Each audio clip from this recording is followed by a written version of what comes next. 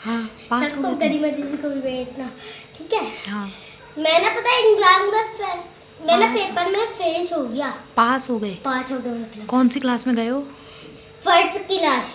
First class में गए हो? बच्चों के चल रहे हैं फाइनल टर्म के एग्ज़ाम्स और दक्ष को तो उसका एग्ज़ाम्स ख़त्म होने से पहले ही रिज़ल्ट भी मिल गया है। तो दक्ष यही बता रहा था कि वो उसके टीचर ने कहा है कि वो पास हो चुका है और वो फर्स्ट क्लास में जाएगा। और इसी के साथ आप लोगों का स्वागत करती हूँ आरजे रिद्धू चैनल में। और यहाँ पर मैं आप लोगों के साथ आज शेयर करूँगी कि मैंने आज शाम को क्या पकाया है और वही इवनिंग रूटीन की मैंने ऑफ़िस वर्क एंड करने के बाद क्या क्या काम किए और कैसे कैसे किए। यहाँ पर मैंने ऑफ़िस वर्क एंड करने के बाद सबसे पहले किचन में आई और किचन में उसी के साथ मैंने सब्ज़ी पकने के लिए चढ़ा दी, क्योंकि वो जो मटर थे वो काफ़ी पुराने हो चुके थे और उनको पकने में टाइम लगता। और वैसे भी मैं यही करती हूँ कि सबसे पहले सब्ज़ी चढ़ा देती हूँ पकने के लिए और उसके साथ फिर बाकी काम करती रहती हूँ। तो एक पंत और बहुत सारे काज एक साथ निपट जाते हैं हमारे। मतलब मैं बोलूँगी कि मेरे हस्बैंड और मेरी बेटी के लिए तो गर्मियाँ फुल स्टार्ट हो चुकी हैं। बहुत ही बुरे हालात हैं बहुत गर्मी हो रही है। हमारे लिए तो स्टार्ट हो चुकी है गर्मी। पंखा फुल स्पीड पे चल रहा है। मैं इस वक्त किचन में थी तो मैं ही जानती हूँ कि मुझे कितनी गर्मी लग रही थी। अभी तो कुछ हुआ भी नहीं है और यहाँ पर ये हालात है। जबकि होली तक तो फिर भी थोड़ा ठंडा रहता है, ये होली तक भी पानी ठंडा ही लगता है और यहाँ पर मेरी उंगली कटते कटते बची है और क्योंकि मैं बहुत जल्दी में प्याज काट रही थी, क्योंकि रिद्धि भी जा रखी थी नीचे, वो भी कभी भी आ सकती है। तो इसीलिए मैं बहुत ही स्पीड में प्याज काट रही थी, जिससे कि चक्कू स्लिप हुआ और मेरे अंगूठे पे कट लगते लगते फिर भी बच ही गया। मेरे हर काम में और जब भी मैं बताती हूँ तो मैं ये लाइन ज़रूर बोलती हूँ कि मैं ये जल्दी कर रही थी, रिद्धि आने वाली थी, मैं ये जल्दी कर रही थी, रिद्धि आने वाली थी। तो यही सच्चाई है कि मैं जो भी काम करती हूँ मैं 100 गुना स्पीड से उसे करने की कोशिश करती हूँ, क्योंकि रिद्धि अनएक्सपेक्टेड है, वो कभी भी आ सकती है। इवन जब मैंने लास्ट टाइम जिस वीडियो में कहा था कि रिद्धि तो आजकल अपनी दादी को ही ढूंढ रही है कि दादी कहाँ है तो मैं उनके पास जाऊँ, बाहर घूमूँ, बस उस दिन से ऐसा हुआ है कि वो जा ही नहीं रही है वापस। वही पुराने वाले दिन ऐसा लग रहा है। तो वही हरारत सी हो चुकी है मेरे तो हर काम में ना। और यहाँ पर दूध फट गया था जिसका पनीर बनाया मेरे हस्बैंड ने, टेस्टलेस। मैंने सबसे पहले इसको टेस्ट किया तो इसमें कोई टेस्ट नहीं था।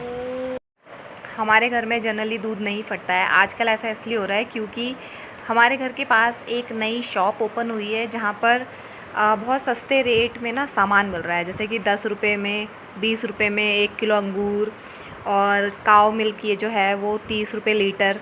जनरली मार्केट से बिल्कुल आधे प्राइस में, या बोलूँ कि बहुत ही सस्ता, 10 रुपये का ब्रेड का पैकेट। तो मेरे हस्बैंड ना वहाँ से दूध लेकर आए थे। तो अब वहाँ ऐसा है कि वहाँ दिन के 2 बजे सामान आता है फ्रेश, और ये लेकर आए इवनिंग में।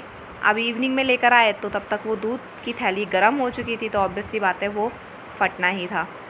तो वो दूध फट चुका था। मुझे इस फटे हुए पनीर के बनाने थे रसगुल्ले, मगर मेरे हस्बैंड ने बोला कि मटर पनीर बनाना, मटर बचे हुए हैं और ये पनीर है।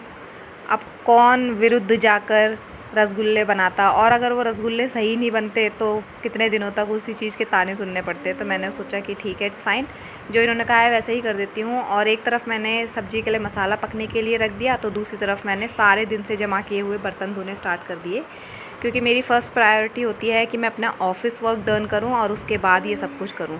लॉगिन करने से पहले मैं जितना समेट सकती हूँ मैं उतना समेटने की कोशिश करती हूँ, और जितना मैं समेट सकती हूँ उतना मैं समेट देती हूँ। नहीं सिमटता तो मैं छोड़ देती हूँ। मैं सबसे पहले अपने ऑफ़िस का काम करती हूँ, उसके बाद मैं ये सब कुछ करती हूँ। हालाँकि उसमें मैं बेशक से अपना खाने का इधर उधर कर देती हूँ, मगर अपनी बच्ची के खाने का तो मैं बिल्कुल भी इधर उधर नहीं करती हूँ। वो रिस्पॉन्सिबिलिटी तो मैं पूरी निभाती हूँ।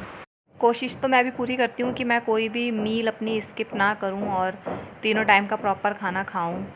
और मतलब फिर भी हो ही जाता है कभी कभी। ऐसा होता है कि जैसे कि रिद्धि सोई है तो मैं ऑफ़िस का काम ही निपटाती रह जाती हूँ। तो कभी मेरे साथ ऐसा भी हुआ है कि मतलब रिद्धि सोई हुई है, खाना एकदम तैयार है, मगर मैं खाने जा ही नहीं पाई क्योंकि ऑफ़िस का इतना काम था। कभी ऐसा हुआ कि ठीक है, रिद्धि के लिए तो मैंने खाना बना के रख दिया मगर अपने लिए नहीं बना पाई, और जब वो सोई तो उतने में अगर मैं खाना बनाने जाती तो इधर टाइम वेस्ट हो जाता। बहुत कुछ हुआ है, मगर अब काफ़ी कुछ बैलेंस करने की मैं कोशिश कर रही हूँ, या फिर कह सकते हैं कि बैलेंस होने लग गया है। इसी चक्कर में मेरा जो वज़न था वो एकदम से काफ़ी ज़्यादा गिर गया था। एक समय था जब मेरा जो प्रेगनेंसी वेट था वो लूज़ ही नहीं हो रहा था, और फिर ऑल ऑफ सडन अचानक से मैं इतनी वीक हो गई। वो सब इसीलिए हुआ कि खाने का कोई टाइम फ़िक्स नहीं था, रिद्धि की तरफ से इतना प्रेशर था, ऑफ़िस नया-नया जॉइन किया था उसकी तरफ से इतना प्रेशर था, और घर का काम था, बहुत कुछ एक साथ हुआ जो हैंडल करते अपने आप को नेगलेक्ट किया, और सब कुछ हैंडल करने के चक्कर में 70 किलो से मैं आ चुकी हूँ 50 किलो पे। बर्तनों से भरा हुआ सिंक देखकर जैसे धड़कनें बढ़ती हैं, वैसे ही जब वो सिंक खाली होने लग जाता है और इस स्टेज पे पहुंच जाता है, तो एक बर्तन धोने वालों से पूछो कि वो कितनी सुखद स्थिति होती है। वो आँखों को वो नज़ारा कितना शांति प्रदान करता है। उधर मसाला पक चुका था और इधर बर्तन धुल चुके थे, और मैं एंड में सिंक इसलिए धो रही थी क्योंकि सिंक पहले भरा हुआ था, और यहाँ पर मेरा हाथ फाइनली, अंगूठा मेरा कट ही चुका है जल्दबाजी में। इसलिए बोलते हैं जल्दी का काम शैतान का, और अभी तक इसमें काफ़ी दर्द है और कट लग चुका था मेरे अंगूठे पे।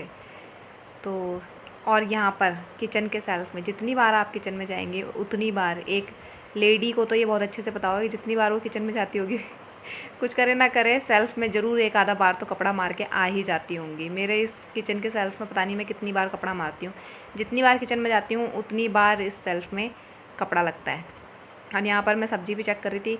मुझे पहले से ही पता था कि इस सब्ज़ी को पकने में बहुत टाइम लगेगा, क्योंकि मैं बना रही थी उसे कढ़ाई में, और वो जो मटर थे वो बहुत पुराने थे, तो वो तो एक आधा घंटे तक उबालती ही रही। अगर कुकर में उबाल दो तो मेरे हस्बैंड बोलते हैं कुकर में बनाइए सब्ज़ी, अजीब सी लगती है।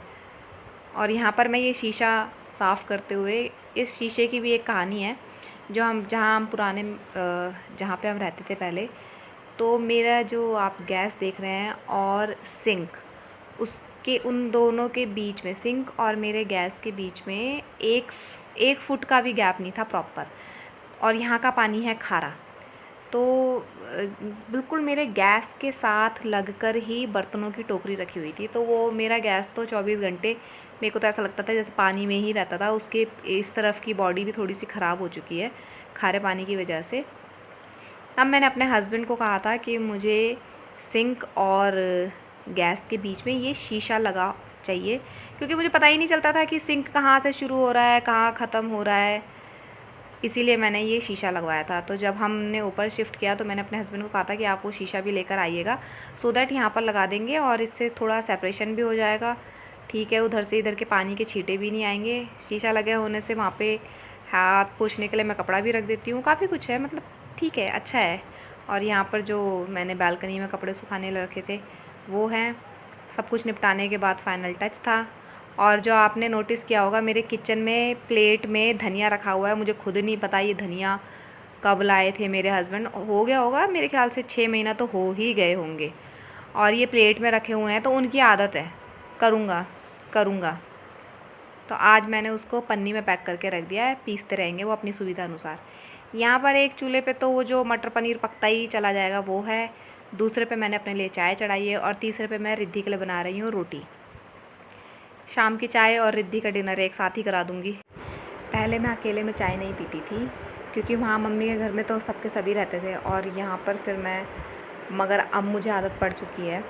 अब मेरा जब मन करता है तो मैं चाय बना के पी लेती हूँ। अदरवाइज़ मैं जब तक सब नहीं होते थे तब तक नहीं पीती थी, मगर अब मैं पीने लग गई हूँ। पिछले साल की सर्दियाँ मुझे याद है, सारी सर्दी में बिना चाय के ही निकाल दिया, क्योंकि मेरा मन तो करता था, मगर काम का लोड, सब कुछ मुझ पे इतना हावी हो रखा था कि मैं सिर्फ काम करती थी। ऑफिस का काम नहीं तो रिद्धू, नहीं तो घर का काम, और मतलब कितनी बार मैं चाय नहीं पी पाती थी। मगर अब मैं सीख चुकी हूँ, समय के साथ साथ मैं बहुत कुछ सीख चुकी हूँ कि अपने आप को भी कैसे पैम्पर किया जाता है। अभी तो बहुत कुछ सीखना बाकी है, पर चाय के हवाले से तो ये तो मैंने सीख लिया कि जब मन करता है मैं तब पी लेती हूँ। यहाँ पर मेरे लिए पानी ग्लास, रिद्धि के लिए पानी का कप, रिद्धू के लिए रोटी और मेरे लिए चाय। रिद्धू अपनी रोटी इंजॉय कर रही थी, और वहाँ पर मैंने आटा भी गूँध दिया था लगे हाथ। 2 साल हो गए मुझे ये पैटर्न फॉलो करते हुए, और ठीक है, कितनी बार तो ऐसा होता था कि सब कुछ तैयार होता था, मगर मैं जा ही नहीं पाती थी कि रोटी बनाऊं और खाऊं। बिना खाए ही कभी कभी सो जाती थी। रिद्धि छोड़ती ही नहीं थी, जब छोड़ती थी तब तक मैं निढाल हो चुकी थी। मैं छत में आई थी रिद्धू को लेके बहुत दिनों के बाद। आज बहुत अच्छी हवा चल रही है। प्रॉपर गर्मियों के दिन हमारे लिए तो आ चुके हैं। फुल स्पीड पे हम पंखा चला रहे हैं और यहाँ पर हमारे छत में टमाटर हो रखे हैं, काफ़ी सारे हो रखे हैं।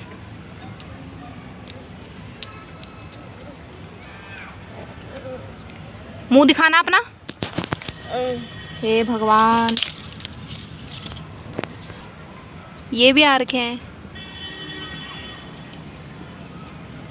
ये यहाँ पे मट्टी ढूंढ रही है। ये ही पूरा का पूरा मुंह में डाल रही थी। ये हमारा गुड़हल का पौधा है, इसमें बहुत अच्छे फूल आते थे, मगर पता नहीं इसे क्या हुआ, ये पूरा सूख गया। पर टचवुड वापस हो रहा है ये।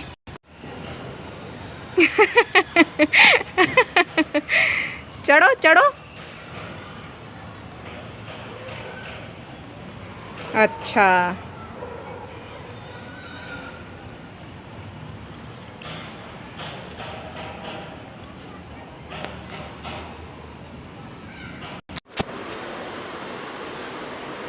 और अब रिद्धू जाएगी सोने के लिए। हाल देखो इसके, भगवान। एक मिनट उतरो, मैं पर्दे लगा दूँ। आई होप आपको हमारा ये वीडियो अच्छा लगा हो। Please like, share and subscribe the channel.